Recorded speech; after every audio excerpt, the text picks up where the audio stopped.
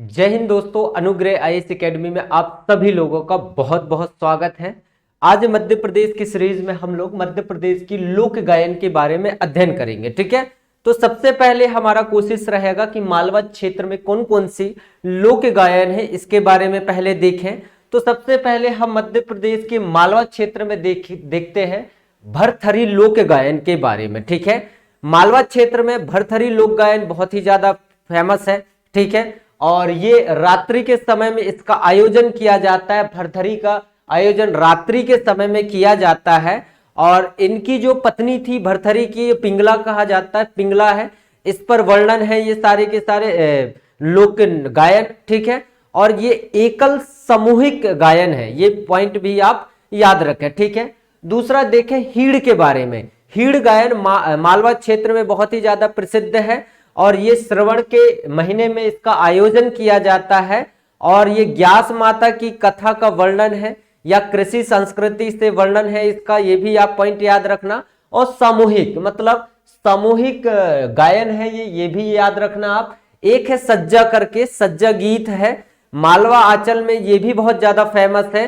ठीक है, पितृपक्ष के द्वारा शाम के समय में इसका आयोजन किया जाता है सज्जा का। ठीक है, और साथ साथ में याद रखना इसमें जो महिला होती है, महिला के द्वारा इसका आयोजन किया जाता है, ये भी पॉइंट आप याद रखेंगे। ठीक है, इसके बाद में अगर देखा जाए तो मोवा गायन करके, मोपे गायन। ठीक है, और ये बसंत पंचमी के समय में इस गायन का आयोजन किया जाता है। जैसे हम बोलते हैं सरस्वती की आराधना करते हैं, वो यही गायन के द्वारा आराधना किया जाता है और इस सामूहिक सब लोग इकट्ठा होकर इसका आयोजन करते हैं। ठीक है, तो ये पॉइंट भी आप मालवा क्षेत्र के याद रखना। ठीक है, इसके बाद में हम देखें निवाड़ी क्षेत्र में। तो निवाड़ी क्षेत्र में कौन सा फेमस है, तो निवाड़ी क्षेत्र में आप देख लो सिंगा जी। ठीक है, सिंगा जी का भजन है एक तरीके से, ये निवाड़ी क्षेत्र में सिंगा जी का भजन का आयोजन किया जाता है और बड़े ही उच्च स्वर में इसका आयोजन किया जाता है ना। एकल एवं सामूहिक दोनों प्रकार से इसमें इस गायन का आयोजन किया जाता है। ठीक, और इस शुभ अवसर पर सिंगा जी का गायन आयोजन किया जाता है। ठीक है, और ये पशुपालन से आधारित है ये, या गृहस्थ जीवन से आधारित है, ये भी अपन बोल सकते हैं, कोई दिक्कत नहीं। निर्गुणिया ये भी एक लोक गायन है, निर्गुणिया। तो निर्गुणिया के बारे में समझो, संपूर्ण निवाड़ क्षेत्र में इसका आयोजन किया जाता है और एक तरह से ये एकल सामूहिक है ना, एकल सामूहिक द्वारा इसका आयोजन किया जाता है। ठीक है, जो साधु होते हैं, साधु जो भिक्षुड़ी होते हैं, उनके द्वारा इसका आयोजन किया जाता है। ठीक है, जैसे हम बोले कबीरदास, मीराबाई इत्यादि, इन सभी के लिए ये गायन का उपयोग किया गया। ठीक है, इसके बाद में आ जाओ कौन सी, मासांडिया करके। ठीक है, तो मासांडिया को भी याद रखना, निवाड़ी क्षेत्र मासांडिया बहुत ही ज्यादा प्रसिद्ध है, फेमस है। संपूर्ण निवाड़ क्षेत्र में इसका आयोजन किया जाता है। ठीक है, और ये सामूहिक गायन है, ये एक तरह से याद रखना, मृत्यु पर इसका आयोजन किया जाता है।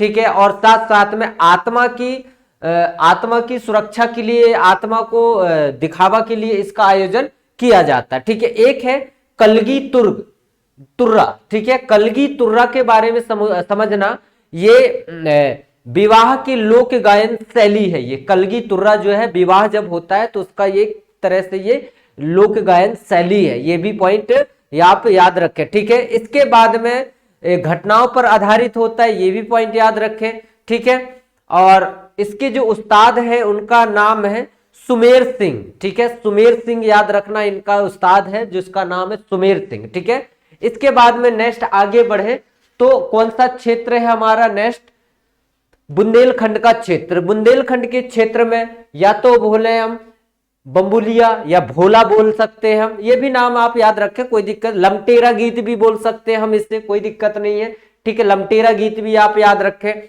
ठीक, नवरात्रि या बसंत पंचमी या मकर संक्रांति के समय में इसका आयोजन बुंदेलखंड में किया जाता है, पॉइंट याद रखें। ठीक है, और साथ साथ में शिव शक्ति से संबंधित भी है ये, एक पॉइंट ये भी याद रखें आप। ठीक ना, ठीक, और बिना वाद्य यंत्र के, मतलब बिना साजवाज के, इसे स्त्री और पुरुष के द्वारा ही प्रश्नोत्तर शैली में ही इसको आयोजन किया जाता है। ठीक है, अब देखना आल्हा गायन। ठीक है, लमटेरा भी बता दिया, भोला भी बता। आल्हा गायन को समझना, आल्हा गायन बहुत ही ज्यादा विश्व में सबसे लंबा, पॉइंट याद रखना आल्हा के बारे में, विश्व में सबसे लंबा गायन शैली यही है आल्हा, ठीक है, ये पॉइंट भी हमें याद रहेगा। इसके साथ साथ में हम इसे और चीजें समझ सकते हैं, वीर रस प्रधान है इसमें, ये भी पॉइंट याद रखना। एकल समूह गायन शैली है, ये भी पॉइंट आप याद रखेंगे, ठीक है। और बच्चा सिंह इसका प्रसिद्ध गायक है, बच्चा सिंह याद रखना, आल्हा का प्रसिद्ध गायक जिसका नाम है बच्चा सिंह। बैरायता का नाम याद रखें, बैरायता गायन, ये बुंदेलखंड में धार्मिक त्योहार के अवसर पर इसका आयोजन किया जाता है, ये भी पॉइंट आप बहुत अच्छे से याद रखें, ठीक है। इसके साथ साथ में फाग, अगर हम देखें फाग के बारे में तो ये एक तरीके से हम बोल सकते हैं फाग क्या है, होली त्योहार है, ठीक है। ठाकुर फाग होता है, स्त्री फाग होता है और साथ साथ में राई फाग होता है, तो ये भी आप पॉइंट याद रखना है। फाग तो वही होली, आने वाला है होली, तो ये भी पॉइंट आप याद रखें। बघेलखंड के कुछ लोक गायन याद रखें, जैसे बिरहा, ठीक है। बिरहा के बारे में अगर आपको नहीं पता है तो आप सुने, बहुत अच्छे से सुने, सिंगार बिरहा गीत है ये, ठीक है, सिंगार, और सवाल जवाब के लिए इस गीत का आयोजन किया जाता है, ये भी पॉइंट याद रखें, ठीक। और वसुदेवा, वसुदेवा भी गीत है एक, हरबोले गीत बोला जाता है, इसी को हम वसुदेवा को हरबोले गीत के नाम से जानते हैं। हरबोले जाति के द्वारा इसका आयोजन किया जाता है, ये भी आप याद रखें, ठीक है। सामूहिक गीत है, ये भी पॉइंट आप याद रखें वसुदेवा को, ठीक है, सामूहिक गीत है। श्रवण कुमार की कथा या रामायण कथा के बारे में इसका व्याख्यान किया जाता है, ठीक है। घोंडुल पाटा, ये भी पॉइंट याद रखें, मुड़िया आदिवासी क्षेत्र में इसका आयोजन किया जाता है, या मुड़िया जनजाति के द्वारा इसका आयोजन किया जाता है घोंडुल पारा के बारे में, ठीक है। ये गीत है एक तरीके से, और बुजुर्ग जो लोग होते उनके द्वारा ये गायन शैली का उपयोग किया जाता है। और साथ साथ में ये भी याद रखें, मृत्यु के अवसर पर इसका आयोजन किया जाता है, आत्म शांति के लिए इसका आयोजन किया जाता है। एक है पंडवानी, ठीक है, पंडवानी से याद रखना तीजन बाई, तीजन बाई बहुत ही ज्यादा प्रसिद्ध है, फेमस है ये, ठीक है। पंडवानी आप याद रखें, पंडवानी में अगर देखा जाए तो तीजन बाई का जन्म अगर देखा जाए तो कहां पर, अगर हम बोले कि ये लोक गायन के बारे में थोड़ा सा समझें आप, लोक गायन के बारे में, एक है पंडवानी, तो पंडवानी मध्य प्रदेश में तो फेमस उतना नहीं है, बट तो भी छत्तीसगढ़ में बहुत ही ज्यादा फेमस है। तीजन बाई जिनका जन्म कहां, दुर्ग में हुआ था, छत्तीसगढ़ में ही दुर्ग है, और पंडवानी के प्रसिद्ध व्यक्ति है ये कौन, तीजन बाई, है ना।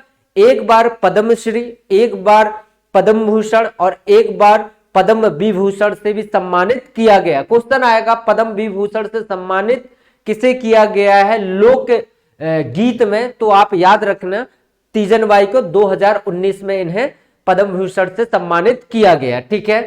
देवारी, देवारी जो याद रखना कौन कौन से क्षेत्र में, एक तो है बघेलखंड और एक है कौन सी, सतपुड़ा क्षेत्र में ये ज्यादा प्रसिद्ध है, ठीक है। तो आज के लिए इतना ही, कल हम और भी चीजें अलग से अपन पढ़ेंगे, ठीक है। तो आज के लिए बहुत बहुत धन्यवाद। अगर अभी तक आपने लोकनाट्य और लोक नृत्य के बारे में अगर नहीं पढ़ा है तो इसी चैनल में डला हुआ है वीडियो, आप उसे जरूर देखें। मध्य प्रदेश के जितने भी टॉपिक हैं वो सारे टॉपिक एक एक करके डलना चालू हो चुके हैं, आई थिंक 40 20 30 ऐसे कुछ लेक्चर डल चुके हैं, तो आप जरूर जाके देखें चैनल में, और सब्सक्राइब करना बिल्कुल भी ना भूलें। और जितने लोग अभी भी एजुकेशन से वंचित हैं, वो पढ़ाई नहीं कर पा रहे हैं, चाहे एमपीपीएससी की तैयारी हो, है ना, चाहे वो पटवारी की तैयारी हो, चाहे वन रक्षक की तैयारी हो, चाहे जेल प्रहरी की तैयारी, उन सब की तैयारी इसी अनुग्रह आईएएस एकेडमी चैनल के माध्यम से आप तक पहुंचा दिया जाएगा। तो विशेष रूप से याद रखें, अगर आप एमपीपीएससी की तैयारी कर रहे हैं और लगातार आप मेंस की तैयारी कर रहे हैं, तो इसमें भी आपको कुछ अलग अलग टिप्स मैं बताऊंगा, ठीक है। क्योंकि मैं भी पेपर में बैठता रहता हूं, मेंस के एग्जाम मुझे हो चुके हैं लगातार 4 बार पेपर देते हुए, तो आपको मैं कोशिश करूंगा कि अच्छे से और भी चीजें आपको समझा सकूं, ठीक है। तो कल मिलते हैं और एक जबरदस्त वीडियो के साथ में, आगे अपन निरंतर इसी तरीके से पढ़ते रहेंगे, और साथ साथ में मेरी कोशिश है इंपॉर्टेंट चीजें आप तक पहुंचाना, और आपका कोशिश है कि लोगों तक शेयर करना, ठीक है। चलो आज के लिए बहुत बहुत धन्यवाद।